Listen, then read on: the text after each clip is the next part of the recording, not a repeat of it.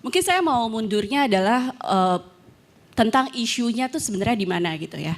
Jadi untuk bisa sampai ke menjadi fokus pada bidang ilmu yang dikuasai gitu, seperti yang tadi Pak Gita bilang, itu tuh sebenarnya kita perlu fondasi yang kuat dulu dalam sistem pendidikan, dan fondasi ini dibangun tentu dari pendidikan dasar, bahkan sebelum dasar gitu ya. Bahkan kalau mau mundur lagi katanya sampai ke gizinya gitu kan, dari mulai dalam kandungan bahkan.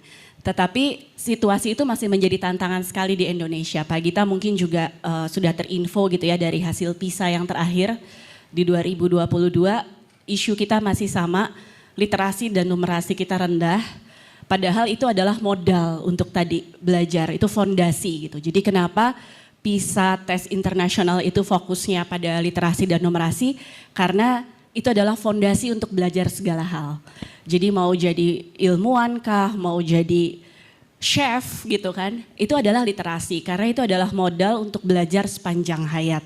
Nah di Indonesia isu kita masih di sekitar itu.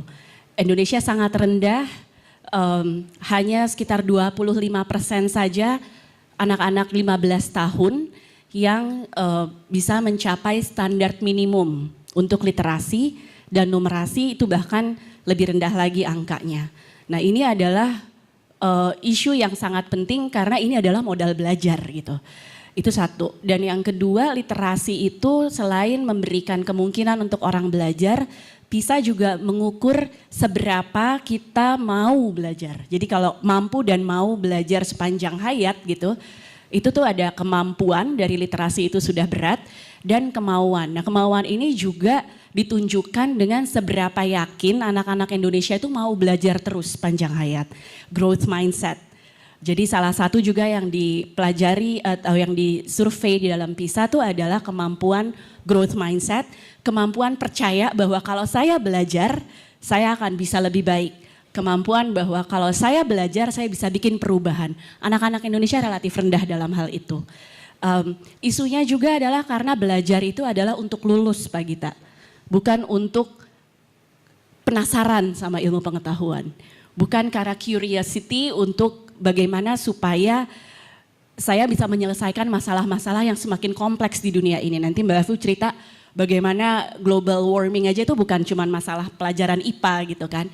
Tetapi isu yang begitu kompleksnya. Nah ini adalah tantangan-tantangan kita di dunia pendidikan, bahwa pendidikan kita masih belum bisa membangun sepenuhnya rasa curiosity, kecintaan terhadap ilmu pengetahuan, rasa penasaran untuk mau terus belajar. Jadi masih melihatnya seolah-olah hidup seseorang itu adalah belajar supaya lulus, karena nanti kalau udah lulus kerja. As if kalau kerja tuh udah gak belajar lagi. Nah ini yang pathways ini yang sebenarnya sedang pelan-pelan diubah gitu. Bagaimana untuk menjadi pelajar sepanjang hayat, cinta ilmu pengetahuan dan nggak gampang bosen gitu dengan proses belajar. Saya